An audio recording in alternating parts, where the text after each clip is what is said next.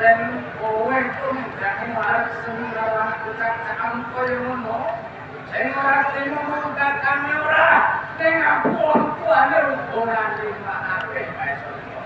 Oh nggih, padha ae. Kula ning kene niki jen.